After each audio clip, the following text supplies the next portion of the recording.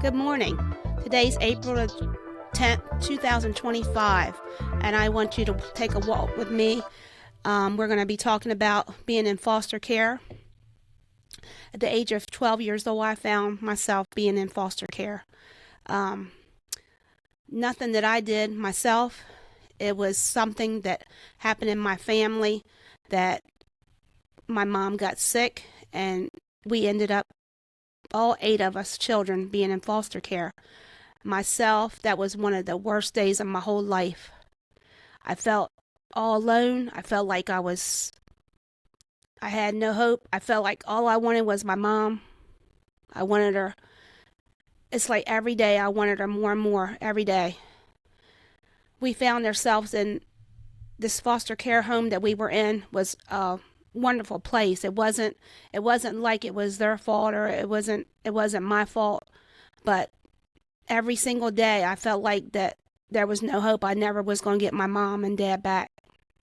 But I stayed there for a couple months. My sister and I were together. Most of the children were separated, and some went with family, and some just was in foster care. The foster care parents that I had, they were ones that were. The wife was in church. The husband was not, but he was a very kind man. He he gave us hope in a place that was that I felt like was so bad. It was bad in my eyes, but as time went on, I learned to feel a little bit better about it because I felt like that I was getting the care that I needed. I was being a 12-year-old child. I was already I was already like a motherly type child in the beginning. I always helped take care of my siblings, and I felt like that I was their mother, and I felt like that I had failed them. I had failed them more than I had failed myself. I felt like that I needed to be cared for, but I felt like that my life was just over, and not knowing that my life was just beginning. Being 12 is a hard age as it was, and I didn't quite know what to do. But every Wednesday night, my foster mother would take us to church. She would take us on Wednesday night. She would take us on Sunday mornings. And I felt like that was, first at first I didn't want to go. I didn't want to do anything, but I just wanted to be with my mom. And after I kept going for a while, there was there was a bus that always came to get us, and there was a fella that he was an older fella, and he was the the most gentle, kindest man I ever met in my whole life. I just I was so amazed at the love that he gave.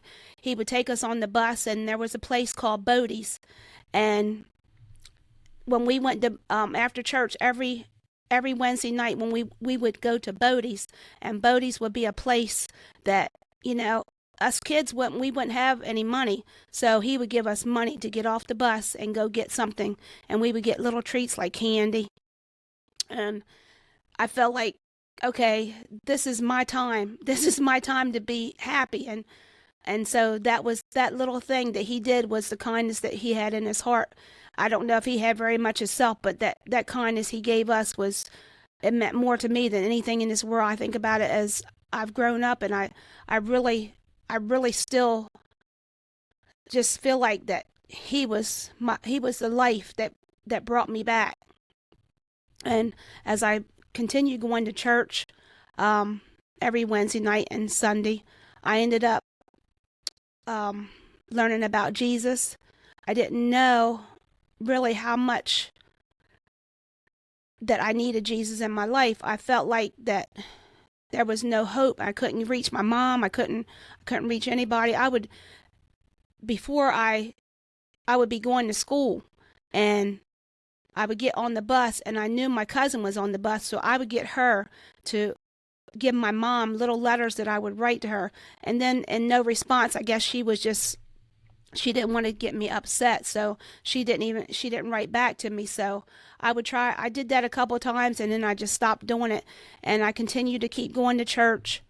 And after a while, I found this other person in my life that shared Christ with me, and I was able to receive him into my heart. I got baptized, um, and it made things different in my life. It made me feel like that I was loved.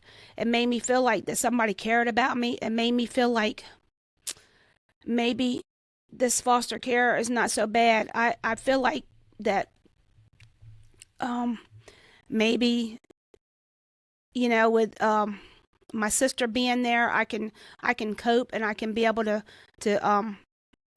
realize that things were going to be better. The guy that I was the foster parent, the dad was there, and what he would do for us, he would it was something unusual. It was funny in a way, and I couldn't put my mind around it. How come somebody could be so kind? And we had these big dresser drawers, and back in those a long time ago, like when I was 12 years old, it was like they had those huge dresser drawers that had they had a lot of room in them. And what he would do almost every single week that we were there, we were only there for a few months, I guess, and until my mom got well. But I thought it was a lifetime. But he would put candy in our drawers, our dresser drawers, and the candy would just be filled. It felt like it was, maybe it wasn't as much as I thought it was, but it felt like it was just filled to the top. And boy, when I looked in there and I seen that candy, I'm thinking, as being a kid, you're trying to be mature. You're trying to be you're really a kid, but you're trying to be mature, and you're trying to figure this all out, and you can't figure out why you're in the foster home in the beginning. But then when you figure that somebody cares enough about you to do something special for you. Even now that I'm an adult, I feel like, that's the thing my husband kids me about. It's like I keep candy in my drawer right now, and it feels like that, it's kind of silly, but in my heart it's not silly, because it reminds me of a place where I was in my life that it gave me hope. It gave me purpose. It gave me what I needed while I was away from my parents. It's kind of hard to think about being in a foster home, but I have a friend right now that she fosters kids. I'm not going to say her name, but I really care a lot about her, and I think she has a heart of gold. She fosters kids, and she gives them the love that they need. And I didn't realize that